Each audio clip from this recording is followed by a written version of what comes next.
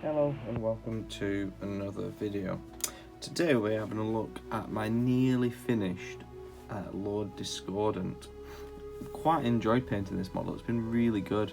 One piece of advice I would give you is don't glue the Hellstalker to the base, so then you can get underneath and paint the underside, and quite equally don't attach the rider to it, because then you can get the rider done pretty well. One piece of advice again is just be careful with the Mechadendrites, because the middle one was broken on the sprue when I was cutting it off, so this one actually belongs underneath, but with a clever bit of positioning you can't particularly notice, whereas you would notice a big hole. So there we go. The Lord Discordant, he's got a very good profile. He's got 6 attacks and he has a weapon skill, ballistic skill and armor save of 2, so he's quite resilient. With the armor of contempt that he has access to as well, that knocks 1 off the AP instantly, so he is quite durable. Mark wise, I'm toying between the Mark of Tzeentch and the Mark of Khorne, because he's going to get into combat, so having Khorne would be very helpful with the extra strength, but equally being shot at on the way to combat, having the Mark of Tzeentch to negate the first failed save, which is going to be very helpful, because you shouldn't fail too many low AP shots because you've got a 2-up save. I've used him in one game and he just decimated models. As long as he could get to them and they weren't trapped inside a building, he was just killing a unit a turn as he was charging, which is brilliant. The one thing I didn't give him that I probably will do in the future is the Warlord trait, the Flames of Spite. And what you can do there is re-roll the wound roll.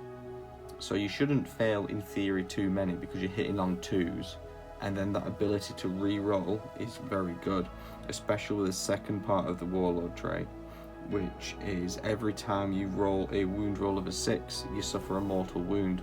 So it's pretty much like roll everything that is not a 6 again to see if you can get some extra mortal wounds through, especially if you're facing something that's quite tough and got a lot of wounds. So that's quite a good combination. There's a few relics that's probably suited to him, but I've not looked into that yet, because with the army I'm planning on running, I don't want to spend too many pre-game CP, especially if I'm giving Abaddon a Warlord trait, I'm giving the Master of Possession a relic, and then giving the Lord Discordant a Warlord trait. That's already 3 that's been spent, which means I'm already down to 3, which isn't too bad, but it's one of those, don't want to spend too much. I've given him the Flamer as well, the Bale Flamer here on top. I've given it him quite simply because the rules for the Chaos Marines is if you use a Flamer you get 2. So his Flamer just adds an extra 2 wounds. So his Bale Flamer is a 2d3 shot, so therefore it's effectively a 2d3 plus 2, which means it's a minimum of 4, and it automatically hits the target, which is really good. Just thinking, will it stack with the Flames of Spite as well? No, it's a melee attack for the re-roll. Oh yeah, every time it makes, Warlord makes an unmodified wound roll of a 6.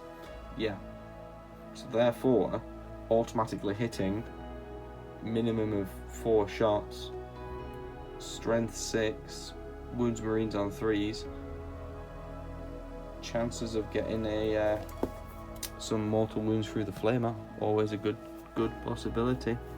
And I've given him the Technovirus injector, so what will happen there is when he's fighting against a Dreadnought, he's damage 2 weapons, stay damage 2. But if he goes up against, say, an Impulsor, which he did do, he adds 1, so all of his weapons effectively become damage 3. His Chain Glaive becomes damage 3, the Tendrils become damage 3. It's all very good on the damage front.